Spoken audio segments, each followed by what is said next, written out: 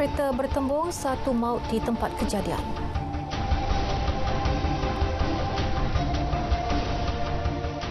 Assalamualaikum dan salam Malaysia Madani. Anda bersama saya Miza Usni Muhammad dalam berita tengah malam. Seorang lelaki maut manakala dua lagi cedera selepas dua kenderaan bertembung di Jalan Maran Temerloh tengah hari tadi melibatkan sebuah kereta jenis Pro 2 Myvi dan Kia Sportage. Pegawai Perhubungan Awam Jabatan Bomba dan Penyelamat Malaysia JBPM Pahang Zulfazli Zakaria berkata pihaknya menerima panggilan kecemasan pada jam 1.38 petang. Susulan itu seramai 6 anggota dari Balai Bomba dan Penyelamat BBP Bukit Angin bersama sebuah jentera dengan bantuan BBP Bukit Angin serta unit bantuan perkhidmatan kecemasan EMRS dikerahkan ke tempat kejadian. Ketika tiba di lokasi, pihaknya mendapati seorang lelaki dewasa tersepit di bahagian kerusi pemandu kenderaan jenis Myvi. Mangsa kemudian berjaya dikeluarkan namun disahkan meninggal dunia oleh petugas Kementerian Kesihatan Malaysia KKM. Penumpang Myvi dan pemandu Kia yang cedera telah dihantar ke hospital bagi mendapat rawatan lanjut. 8 penunggang berusia 17 hingga 21 tahun antara ditahan kerana melakukan aksi berbahaya dalam operasi Samsing jalanan pagi tadi. Ketua Jabatan Siasatan dan Penguatkuasaan Trafik JSPT Kuala Lumpur, Asisten Komisioner Sarifuddin Muhammad Saleh berkata, operasi Samsing jalanan membabitkan pegawai dan anggota JSPT Kuala Lumpur dilaksanakan di leburaya bertingkat Ampang Kuala Lumpur Akleh dan leburaya Duta Ulu Klang Duke. Sementara itu, Op Hormat Undang-Undang Jalan Raya yang dijalankan JSPT Kuala Lumpur dengan kerjasama Jabatan Alam Sekitar JAS dan Jabatan Pengangkutan Jalan JPJ bermula 11 malam tadi menyita 10 motosikal dan sebuah kereta. 3 kereta dan 1 motosikal adalah kenderaan yang digunakan warga asing. Polis turut mengeluarkan 153 saman atas pelbagai kesalahan manakala JAS 5 notis dan JPJ 104 notis.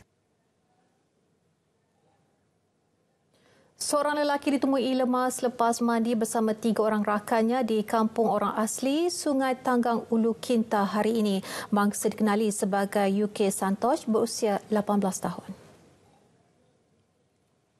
Penolong Pengarah Bahagian Operasi Jabatan Bomba dan Penyelamat Malaysia JBPM Perak, Sabaruddin Nur Ahmad berkata, maklumat awal berhubung kejadian diterima pihaknya pada pukul 5 petang. Sepasukan anggota dari Balai Bomba dan Penyelamat BBP Tambun dihantar ke lokasi kejadian.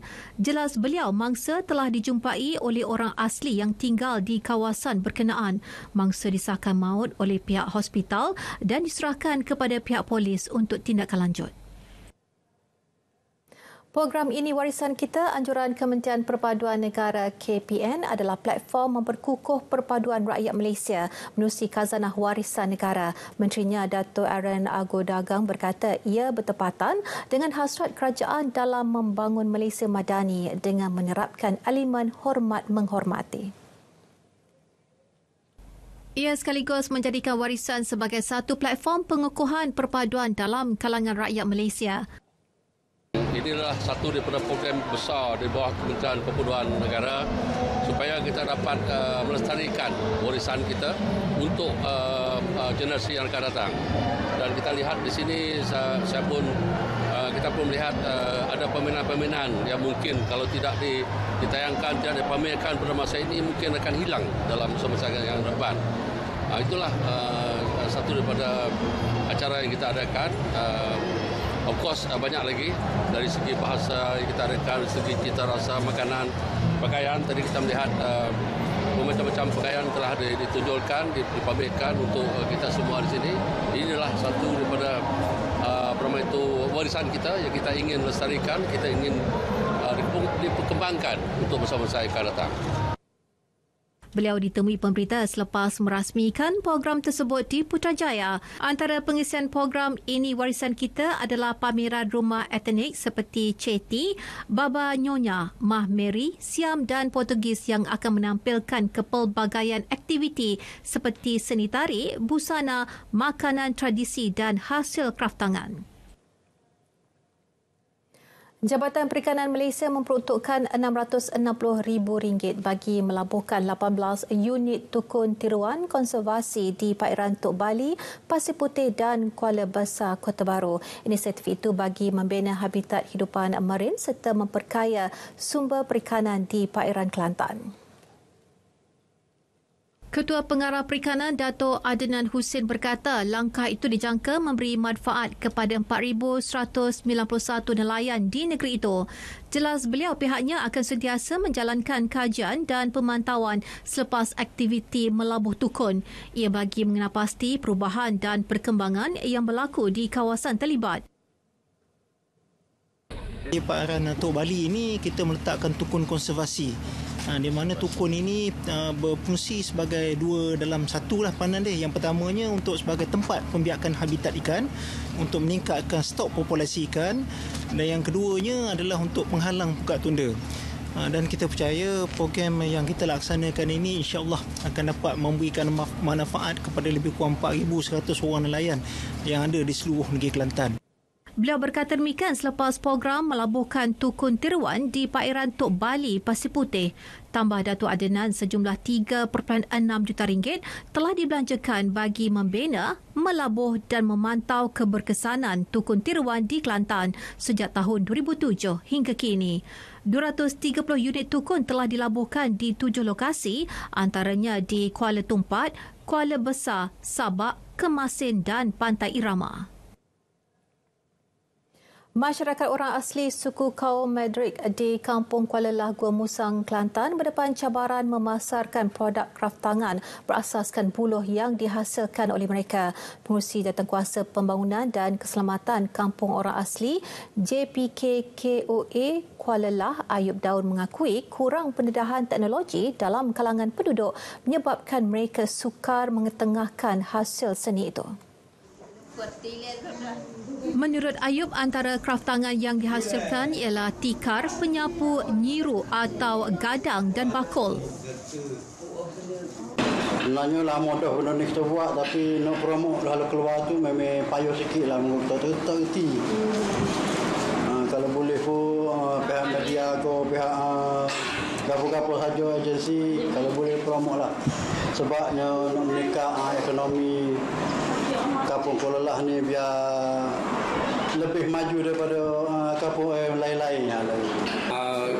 Benda ni sebenarnya amat rumit lah apa yang kita lihat tengok tadi.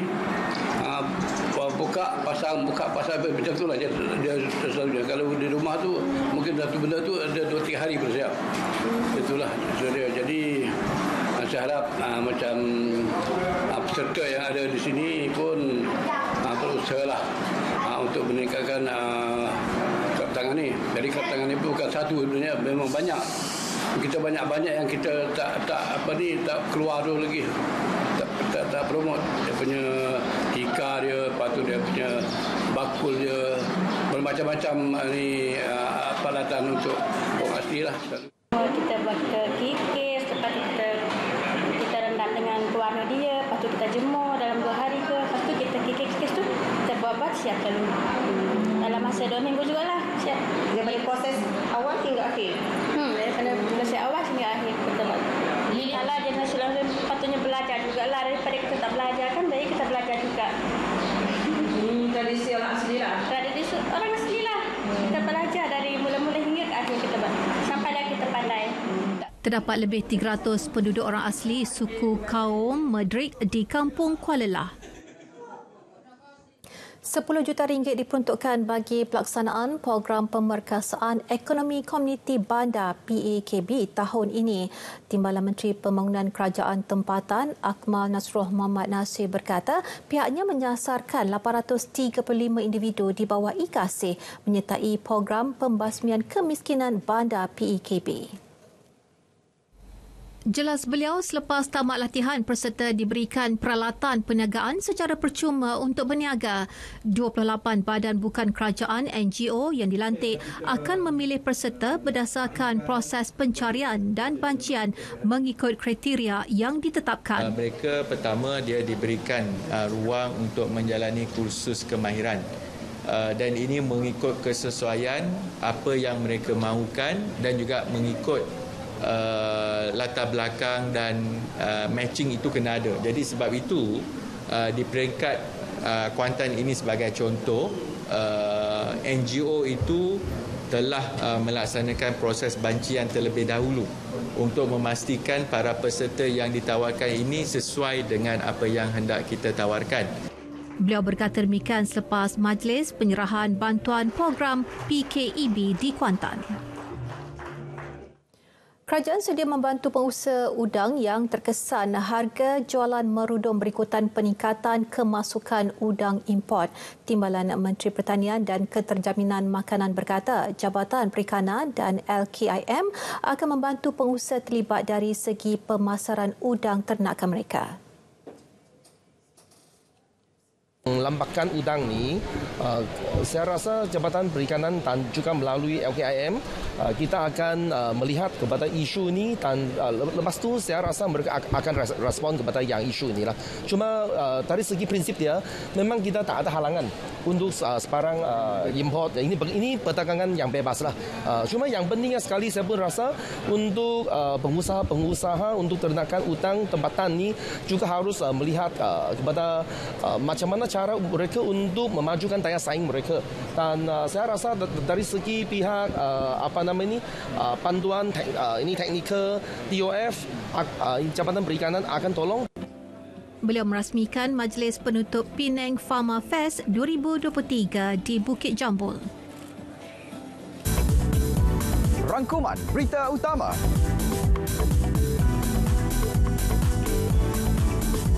Esensi ringkas, padat dan benar. Saksikan setiap hari Kanta 744 mendahului berita.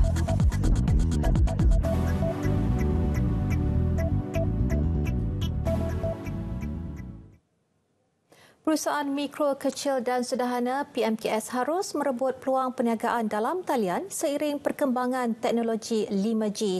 Timbalan Perdana Menteri Datuk Seri Dr. Ahmad Zahid Hamidi berkata, peluang tersebut harus diambil bagi memperluas pasaran ekspor yang dilihat semakin meningkat. Begitu juga dari segi sokongan ekspor kepada para usahawan.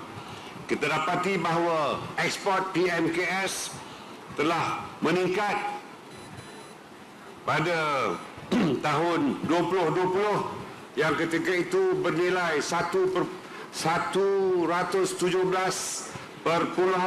bilion pada tahun 2020. Ianya terus meningkat kepada 124.3 bilion dan ini merupakan satu perkembangan yang baik dan saya yakin ia akan terus berkembang. Beliau berkata demikian dalam ucapannya di Majlis Perasmian Minggu Usahawan Negara MUN dan Minggu Perusahaan Mikro, Kecil dan Sederhana PMKS Peringkat Kebangsaan 2023.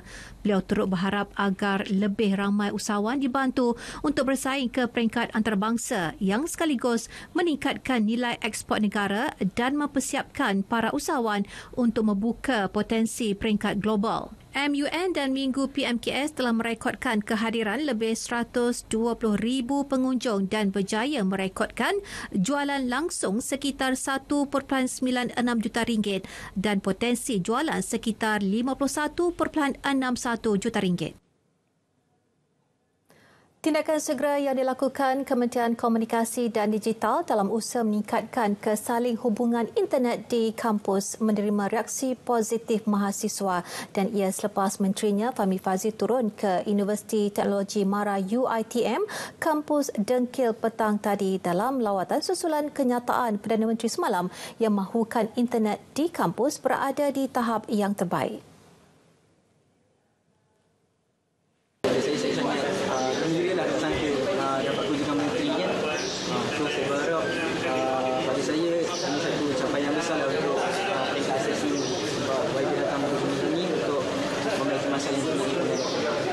Saya agak gembira apabila YB sendiri turun untuk lihat sendiri macam mana kelajuan internet kat sini, macam mana pengalaman kami kat sini dekat menggunakan internet di UiTM. So bila YB turun, maksudnya YB macam ambil tahu, ambil cakna dengan masalah-masalah kat sini. Nilai kerugian bagi kes penipuan dalam talian menerusi Facebook dan Instagram di Malaysia berjumlah RM302 juta dari 2021 sehingga bulan lepas. Timbalan Menteri Komunikasi dan Digital Teo Nii Chin berkata penipuan di Facebook berjumlah RM232 juta manakala RM70 juta bagi pengguna Instagram. Untuk Facebook sahaja, tahun 2021 kerugian yang diakibatkan ataupun kerugian yang direkodkan oleh sebab penipuan yang mengguna pakai Facebook adalah RM80 juta. 2022 RM92 juta. Tetapi tahun ini sahaja setakat Januari sampai Jun sudah merekodkan kerugian sebanyak RM60 juta. Jadi kalau ikut trend ini, maksudnya tahun ini mungkin kerugian yang kami akan merekod adalah RM120 juta. Beliau ditemui selepas sesi penyerahan sumbangan RM6,000 kepada sebuah pusat kecergasan dan latihan pertahanan diri di Kulai Johor. Pertemuan telah dibuat bersama syarikat Meta yang memiliki 2 laman sosial itu. Syarikat itu berjanji untuk menambah baik perkhidmatan bagi memastikan isu penipuan tidak berlarutan.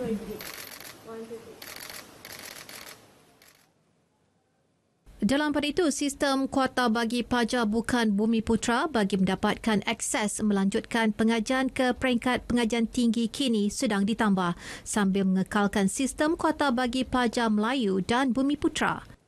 Kita memang bersama dengan apa yang dinyatakan oleh Perdana Menteri, tetapi dalam masa yang sama di peringkat KPM kita ada banyak penambahbaikan dan saya ingin memberi jaminan bahawa kita tidak meminggirkan mana-mana bangsa dan penambahbaikan ini penting khususnya tingkatan 6 yang sedang kita lihat dan peluang-peluang yang lain untuk memastikan semua anak-anak kita ini mendapat akses pendidikan yang sama. So no one should left behind. Jadi kita akan pertahankan maknanya dari segi penambahbaikan ini untuk memberi peluang pada semua, insya-Allah. Semalam, Perdana Menteri menegaskan sistem kuota dalam kalangan pelajar ke peringkat universiti awam yang dipakai ketika ini perlu dikekalkan bagi menjamin hak istimewa orang Melayu seperti termaktub dalam perlembagaan. Bagaimanapun, suatu pendekatan baru bagi menjamin peluang pelajar bukan Bumiputra yang cemerlang bagi mendapatkan peluang ke bidang kritikal seperti perubatan perlu dilaksana bagi mengelak negara terus kehilangan bakat. Lebih 90% graduan di kolej vokasional di seluruh negara mencapai kejayaan memberangsangkan apabila mendapat pekerjaan selepas tamat pengajian mereka. Menteri Pendidikan Fadlina Siddiq berkata ini kerana menerusi 606 program diploma yang ditawarkan, graduan kolej berkenaan mempunyai kemahiran berkualiti dan diiktiraf akreditasi Agensi Kelaikan Malaysia MQA dan Lembaga Teknologis Malaysia MBOT.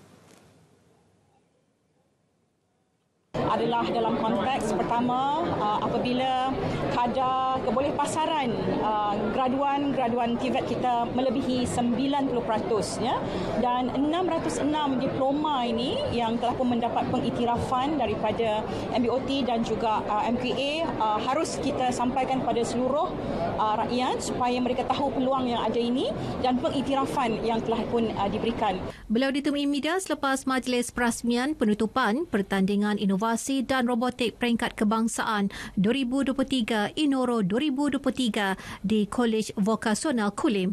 Fadlina berkata kementerian juga bekerjasama rapat dengan industri bagi memastikan program yang ditawarkan seiring dengan permintaan industri.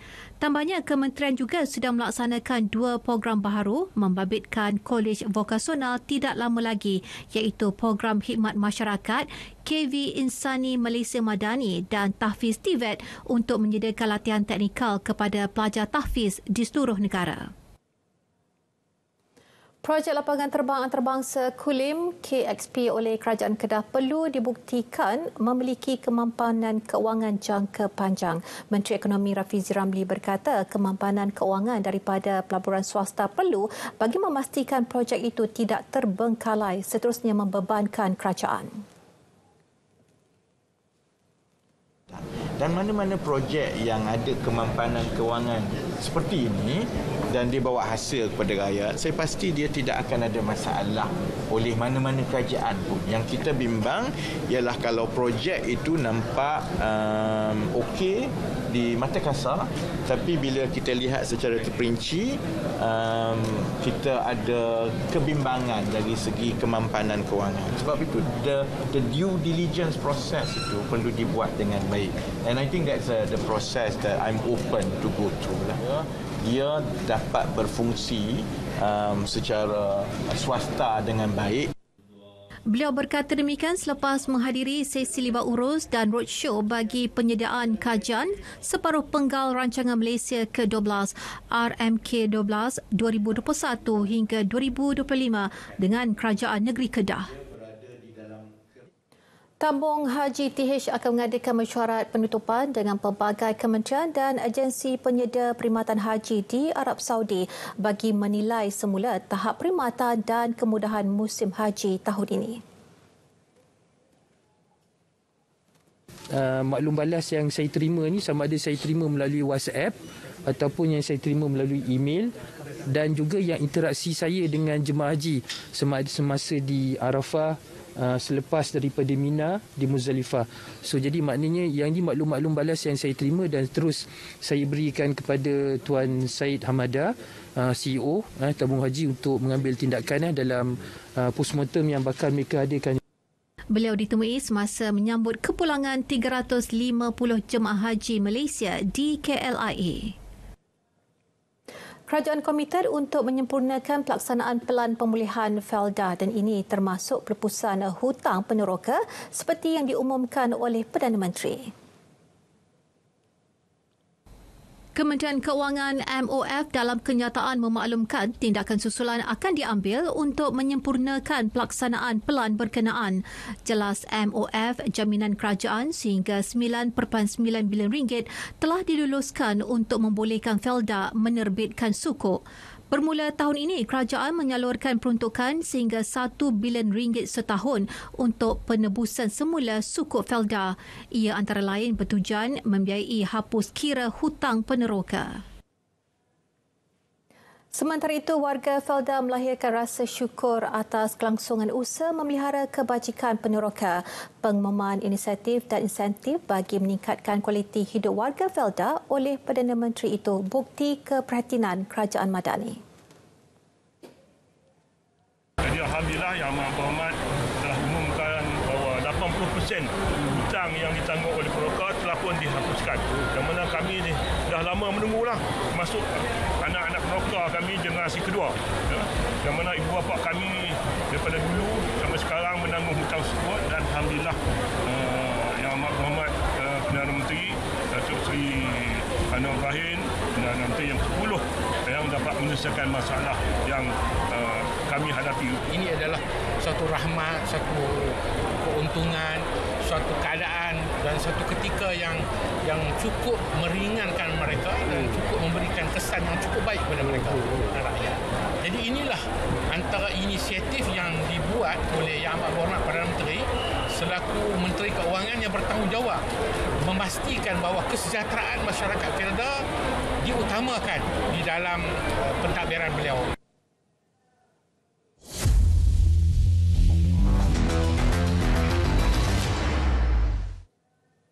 Bola sepak Liga Super, Seri Pahang FC melakarkan kemenangan ketiga berturut-turut selepas mengatasi Selangor 1-0 di Stadium Darul Makmur. Skuad Tok Gajah bermula garang melancarkan serangan bertali arus ke kubu Selangor bagi memburu jaringan awal. Namun usaha skuad kendalian Fandi Ahmad hanya membuahkan hasil pada babak kedua menerusi pemain import Kevin Ingreso. Aksi cemerlang dipamerkan barisan pertahanan Pahang termasuk penjaga gol Muhammad Zarif Irfan Hashimuddin berjaya menghalang gawang daripada dibolosi hingga tamat perlawanan. Kemenangan 1-0 membolehkan skuad Pahang kendalian Fandi Ahmad terus berada di tangga ketiga dengan 34 mata. Sementara itu, Kedah Darul Aman FC KDA FC berjaya mengutip 3 mata penuh selepas tidak berdepan masalah menumpaskan PDRM FC 2-0 di tempat lawan. Kedua-dua gol Kedah diperoleh menerusi sepakan penalti yang disudahkan pemain import baru Efidayo Olusegun dan Lee Tak. Kemenangan membolehkan skuad Sang Kenari kembali naik di tangga keempat Liga menolak Sabah FC jatuh ke tangga kelima.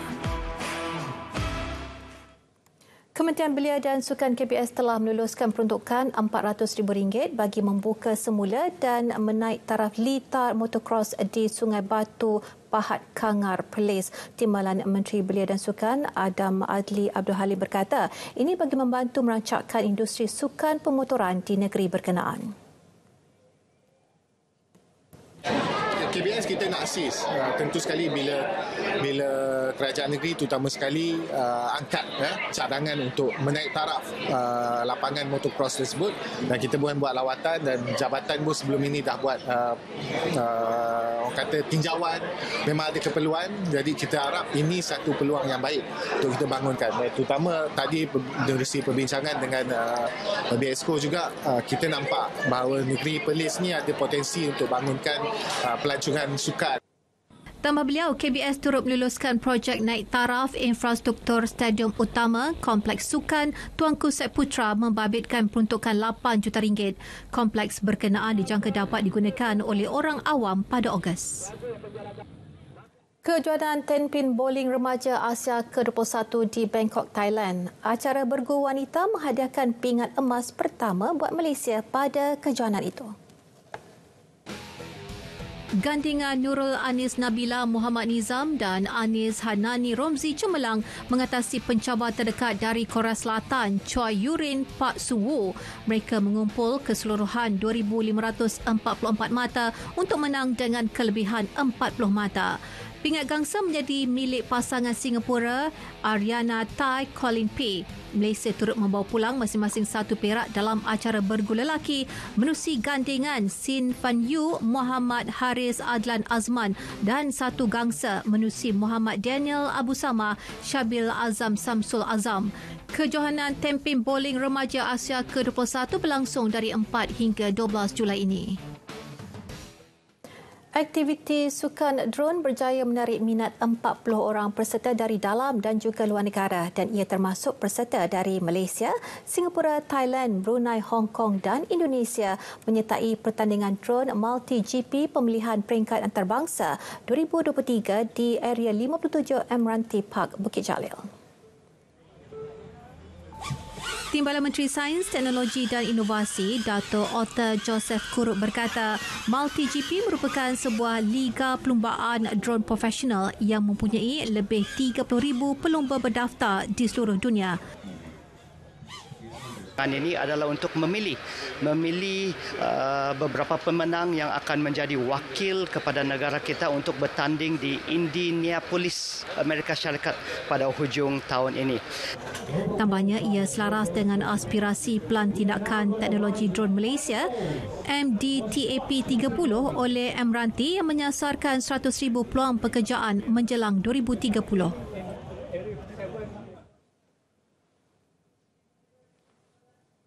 Baiklah, paparan itu mengakhiri berita tengah malam. Malaysia Madani tekad perpaduan penuhi harapan. Dengan itu, Assalamualaikum dan salam hormat.